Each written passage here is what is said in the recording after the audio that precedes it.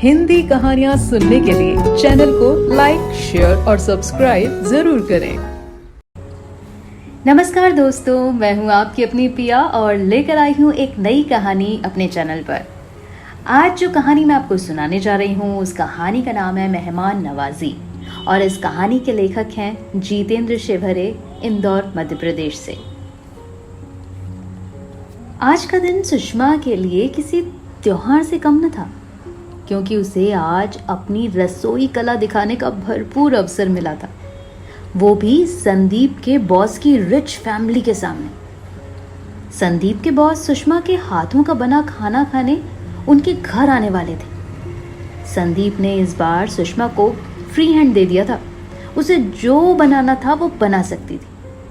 वैसे सुषमा के हाथों से बने व्यंजनों की प्रशंसा उसके नाते रिश्तेदारों के साथ साथ आस पड़ोसी भी किया करते थे। ससुर जी तो ये कहते कहते स्वर्ग सिधार गए कि मेरी बहू तो अन्नपूर्णा है। संदीप दौड़ दौड़ कर किराना, सब्जी आदि बाजार से खरीद कर ला रहा था।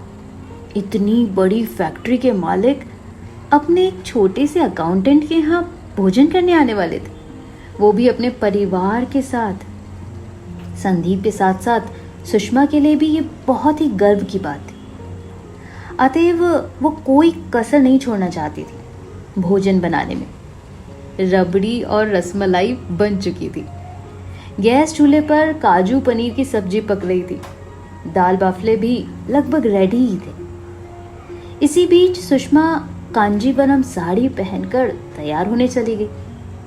अलमारी से एक पुरानी साड़ी निकालकर उसने अपनी सास को भी दे दी और उनसे कहा कि वो भी तैयार हो जाएं। खाना बनने में अभी वक्त है, इसलिए उन्हें भी आज थोड़े विलंब से भोजन मिलेगा। चमचमाती कार से उतरी जोशी फैमिली के आवभगत के लिए लगभग मोहल्ले के प्रत्येक दरवाजे खुले थे, जहां से रहवासी समर्थ जोशी, उनकी पत्नी दिव्या और बेटी वैभवी का स्वागत कर रहे थे।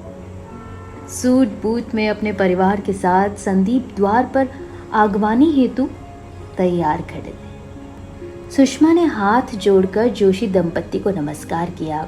हाय हेलो के बाद सभी डाइनिंग हॉल में अनौपचारिक चर्चा में व्यस्त हो गए।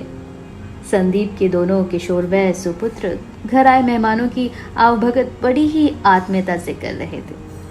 चाय पर चर्चा अधूरी छोड़कर सभी डाइनिंग टेबल पर भोजन ग्रहण करने हेतु बैठ गए। समर्थ जोशी हाथों में पानी से भरा गिलास लेकर बाहर आंगन की बगिया में हाथ धोने जा पहुंचे। यहाँ वहां नजर दौड़ाई। शुद्ध प्राकृतिक आवाज की उचित व्यवस्था देखकर प्रसन्न हुए बिना न रह सके। कुछ कदम पर एक रोशनदान खिड़की के अंदर यूं ही झांकने का मन हुआ। समर्थ जोशी ने अंदर का दृश्य देखा तो पैर जड़ हो गए, आत्मा सिहर उठी और बरबस ही आंखों से नीर बहने लगा। अंदर की फर्श पर चटाई बिछी थी, जिस पर बैठी संदीप की वृद्ध माँ भोजन कर रही थी। उनके सम्मुख बड़ी सी स्टील की थाली में रोटियां रखी थी, जो देखने भर से पिछले दिन की ही लग रही थी। थाली में लाल मिर्च और नमक का मिश्रण था, जिसके साथ रोटी का कोर लगा लगा कर वो बूढ़ी माँ रोटी खा रही थी। जब उनकी नज़र समर्थ जोशी पर पड़ी, तब उनके ऐनक से झांकती आंखों में चमक आ गई। वृद्ध माताजी अपनी पहनी साड़ी ऐसे दिखा रही थी जैसे कोई छोटा बच्चा नए कपड़े पहनकर दूसरों को दिखाकर इतराता हो। माँ जी गिने चुने दांत दिखाकर हंसती जाती और रोटी भी खाती जाती। वृद्ध माँ जी के कमरे में दाखिल होने से समर्थ स्वयं को रोक न सके। कमरे में घुसकर उन्होंने आसपास देखा। वहां एक पानी का मटका, एक कंबल और बिछावन थी, जिस पर माँ जी बैठकर भोजन कर रही थी। दीवार में धसी पत्थर की फर्शियों से बनी एक छोटी अलमारी थी, जिसमें माँ जी के उपयोगार्थ कुछ बर्तन रखे थे। वहीं एक स्टील का वृत्तनुमा डिब्बा रखा था। 2 छोटी छोटी रंग बिरंगी प्लास्टिक की डिब्बियां रखी थी। समर्थ जोशी ने देखना चाहा। उन्होंने पास जाकर उनमें से एक डिब्बी हाथों में लेकर खोली। उसके अंदर नमक था। दूसरी डिब्बी में लाल मिर्च पाउडर था। स्टील का डब्बा खुलकर देखा था तो उसमें कुछ रोटियां थी। ये रोटियां बासी थी, पिछले दिनों की। जब बहुत देर तक समर्थ जोशी डाइनिंग टेबल पर नहीं आए तब उन्हें ढूंढते ढूंढते संदीप अपनी माँ के कमरे के बाहर आ खड़ा हुआ।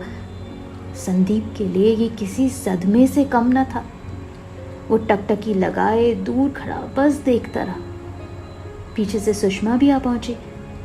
जो दृश्य उसने देखा वो देखकर सुषमा की अंतरात्मा कांप गई।